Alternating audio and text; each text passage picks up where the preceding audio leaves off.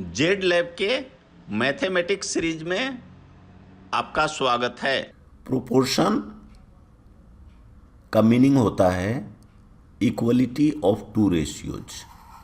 जब दो रेशियो बराबर होते हैं तो उनको हम लोग प्रोपोर्शन बोलते हैं और इसको इस तरह से लिखा जाता है। प्रोपोर्शन रेशियो हम लोग पिछले वीडियो में देख चुके हैं कि कॉलन से लिखते हैं इस तरह से, और जब प्रोपोर्शन लिखते हैं तो इसमें दो रेशियो होता है, तो दोनों रेशियो के बीच में डबल कॉलन देते हैं इस तरह से। इसका मतलब है कि रेशियो A:B = C:D। ऐसे में 4 टर्म्स आते हैं A, B, C, D। ये जो अंत में होते हैं, जैसे यहाँ पर देखिए आप A और D है, इनको एक्सट्रीम टर्म्स बोलते हैं, यहाँ लिखा हुआ है। और जो बीच में दो आते हैं B और C, इनको मिडिल टर्म्स बोलते हैं और इनको मीन भी बोलते हैं। मीन इसलिए बोलते हैं कि इसमें यहाँ पर अगर आप देखें तो प्रोपोर्शन के केस में जो एक्सट्रीम्स होता है, ये दोनों का मल्टीप्लिकेशन, और जो बीच में होते हैं दोनों टर्म्स, मिडिल टर्म्स, ये दोनों का मल्टीप्लिकेशन बराबर होता है। और अगर B = C हो जाए तो क्या हो जाएगा कि A × D = B²। इसको कहते हैं, ऐसे केसेस को कहते हैं, हम लोग देखे हैं ज्योमेट्रिकल मीन, जो लोग मैथमेटिक्स पढ़े हैं। तो इसलिए ऐसे बीच वाले टर्म्स को हम लोग मीन टर्म्स भी बोलते हैं। कंटिन्यूड प्रोपोर्शन, ये देखिए ये प्रोपोर्शन है, यहाँ पे जो टर्म्स हैं 4 हैं, लेकिन जैसे मैंने यहाँ बताया कि अगर 3 हो तो इसको कंटिन्यूड प्रोपोर्शन में होने के लिए A, B और C को, अगर कभी प्रॉब्लम आए एग्जाम में A, B और C हैं और एक कंटिन्यूड प्रोपोर्शन में है या प्रोपोर्शन में है, तो इसको इस तरह से होना होगा A:B will be equal to B:C, मतलब इस तरह का। तो इस केस में जैसे हमने वहाँ देखा B² will be equal to A × C, या A/B will be equal to B/C। देखिए ये जो प्रोपोर्शन होता है इसमें 4 टर्म्स है और चारों में ये रिलेशन आ गया, यहाँ हमने देख लिया। तो इसमें अगर 3 नोन हो, कोई भी ABCD में 3 नोन हो, तो 4th ऑटोमेटिक हम लोग इस इक्वेशन का यूज करके निकाल सकते हैं। इसी को कहते हैं rule of 3, means finding 4th term in proportion if 3 are known.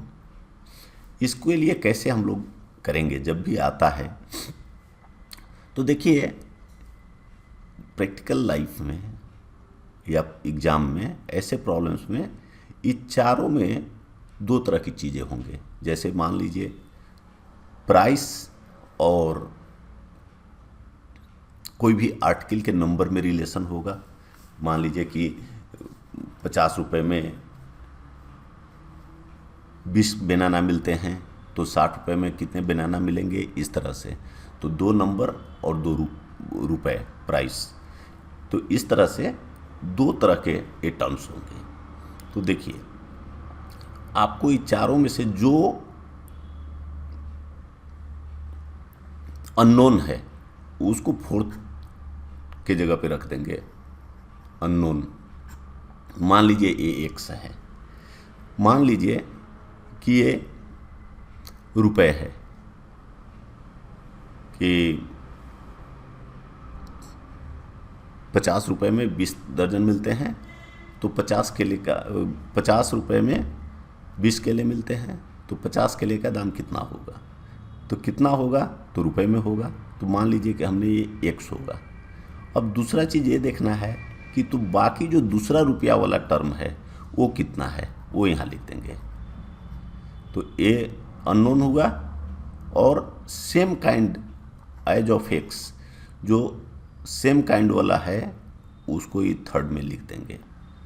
अब देखेंगे कि थर्ड और फोर्थ में कौन बड़ा होगा कॉमन सेंस से। अगर मान लीजिए इतना 20 बनाना का दाम था, जो थर्ड है टर्म जो दिया हुआ है 20 बनाना का, और हमसे 50 बनाना का पूछ रहा है, तो इसका मतलब क्या होगा कि fourth will be greater than third. तो उस केस में अगर फोर्थ ज़्यादा होगा तो सेकेंड भी ज़्यादा होगा। तो जो बाकी दो टर्म बचे हुए हैं उसमें से जो अधिक वाला है उसको सेकेंड के जगह पे रखेंगे और सबसे कम वाले को फर्स्ट के जगह पे, और वाइस वर्सा।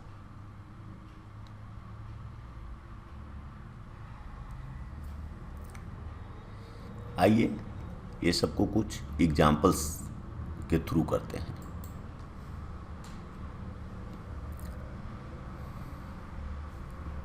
ऐसे प्रॉब्लम बहुत एग्जाम में पॉपुलर होते हैं, क्योंकि अगर आप श्योर नहीं हैं तो आपको टाइम बहुत लगता है।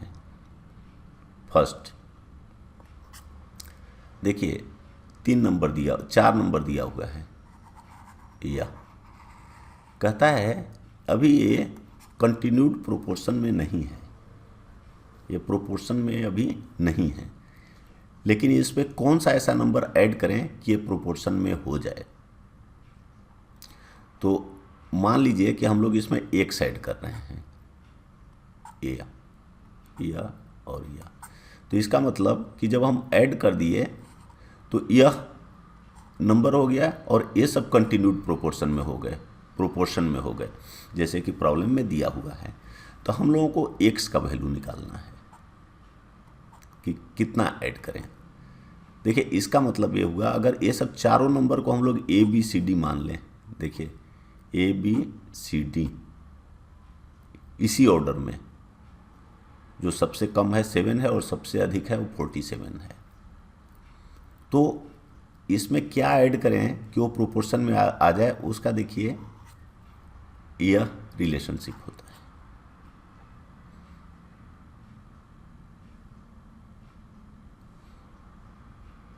यह है, देखिए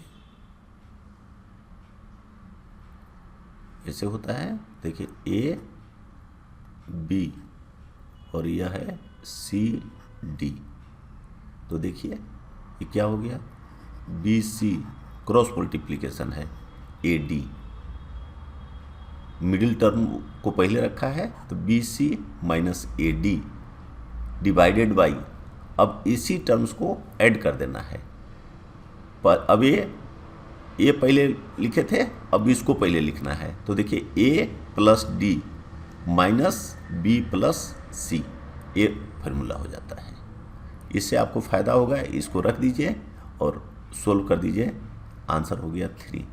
इसका फ़ायदा ये होगा एग्जाम में कि आपका समय बचेगा, और प्रायः ऐसे क्वेश्चन पूछे जाते हैं, तो इसमें कोई हार्म नहीं है कि इसको आप याद रख लें, क्योंकि याद रखना बहुत आसान है।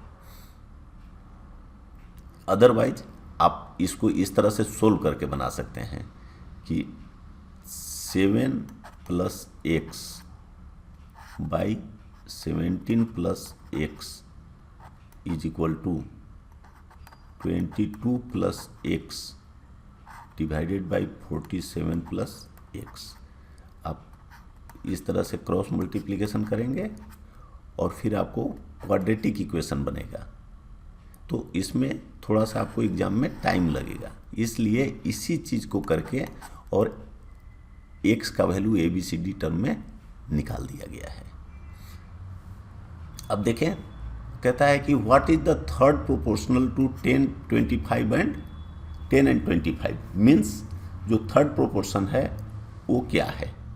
तो यहाँ 3 जैसे हम लोगों ने पहले देखा था, 3 नंबर का प्रोपोर्शन का बात कर रहा है। तो देखिए यह हो गया 10, पहले इसको लिख लीजिए कि कैसे होगा, 3 नंबर अगर प्रोपोर्शन में है तो इसका मतलब क्या है, 10 है पहला, सेकेंड है दूसरा, तो यहाँ भी वही आता है, और थर्ड है x, पीछे हम लोगों ने देखा है। और इस तरह में हम लोग जानते हैं कि एक्सट्रीम का मल्टीप्लिकेशन और ए मीन का मल्टीप्लिकेशन इक्वल होता है, तो x is equal to 25 into 25/10 62.5। What is the fourth proportional? अगर 3 प्रोपोर्शन दिए हुए हैं तो फोर्थ क्या होगा? अब फोर्थ तो उसका रिलेशन इस तरह से होगा, हम लोग जानते हैं। और फिर again x will be equal to this into this divided by this, इसको सोल्व करेंगे तो आंसर आ जाएगा 300। इसके और एग्जाम्पल्स हम लोग प्रोपोर्शन पार्ट 2 वीडियो में देखेंगे। इस वीडियो में बस इतना ही। जेड लैब के नए वीडियोज और लाइव क्लासेस से संबंधित जानकारी के लिए आप इसे सब्सक्राइब कर लें। धन्यवाद, शुभकामनाएं।